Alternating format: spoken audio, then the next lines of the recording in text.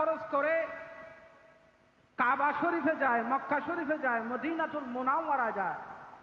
সে মক্কা শরীফে কাবা শরীফের সাথে লাগানো একটা পাথর আছে, সে পাথরের নাম হাজরা আসওয়াদ। কি নাম? হাজরা আসওয়াদ, একটা কালো পাথর।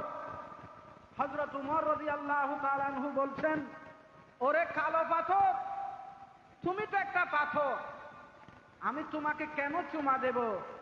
তুমি না মানুষের কল্যাণ করতে পারো, না মানুষের অকল্যাণ করতে পারো।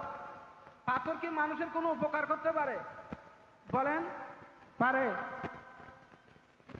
হাজরা আসওয়াদ, আমি তোমাকে কেন চুমা দেব? তুমি না মানুষের উপকার করতে পারো, না মানুষের অপকার করতে পারো। হাজরা আসওয়াদ, এই জন্য আমি তোমাকে চুমা দিচ্ছি। আমি স্বচক্ষে দেখেছি আল্লাহর হাবিব, প্রিয় নবী হুজুর মুহাম্মদুর রাসূলুল্লাহ সাল্লাল্লাহু আলাইহি ওয়াসাল্লাম তুমি পাথরের গায়ে চুমা দিয়েছে, চুম্বন করেছে, নবীজির দুই ঠোঁট মোবারক লাগিয়ে সেখানে চুম্বন দিয়েছে। এই কারণে আমি পাথর, আমি ওমর তোমার গায়ে চুম্বন দিচ্ছি। আমার বাবারা মায়েরা, একটা পাথরের গায়ে আল্লাহর হাবিব চুমা দেওয়ার কারণে হাজরা আসওয়াদ এত দামি হয়েছে, এত সম্মানিত হয়েছে।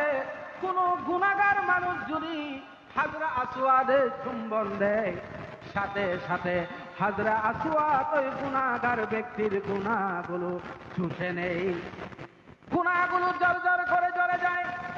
আমার বাবারা মায়েরা, আল্লাহর হাবিব, প্রিয় নবী হুজুর মুহাম্মদুর রাসূলুল্লাহ সাল্লাল্লাহু আলাইহি ওয়াসাল্লাম সাইয়্যিদানা ইমাম হাসান, সাইয়্যিদানা ইমাম হুসাইন রাদিয়াল্লাহু তাআলা আনহুর কপাল মোবারকে চুমা দিয়েছে, সিনাতে চুমা দিয়েছে, গোটা শরীরের আগা গোড়ায় চুমা দিয়ে দিয়ে ভরে দিয়েছেন। হাজরা আসওয়াদে একটা চুমা দেওয়ার কারণে, যদি হাজরা আসওয়াদ এত দামি হয়, তাহলে ইমাম হাসান, ইমাম হুসাইনকে সারা শরীরে চুম্বন দেওয়ার কারণে সৈয়দনা ইমাম হাসান, ইমাম হুসাইনের মর্যাদা কত বড় হবে। চিৎকার দিয়ে বলুন না সুবহানাল্লাহ, আরো জোরে বলুন সুবহানাল্লাহ। আমরা সৈয়দনা ইমাম হাসান, ইমাম হুসাইনের মর্যাদা এত বেড়েছে, এত বেড়েছে, নবীজি বলেন আল হাসানু ওয়াল হুসাইনু সাইয়্যিদা শাবাবি আহলিল জান্নাহ।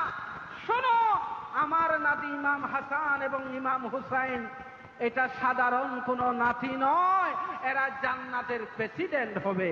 চিৎকার দিয়ে বলুন না সুবহানাল্লাহ। আমাদের যিনি ইমাম হাসান, ইমাম হুসাইন, আমাদের যিনি জান্নাতের সরদার হবে, তিনি সৈয়দনা ইমাম হাসান, সৈয়দনা ইমাম হুসাইন।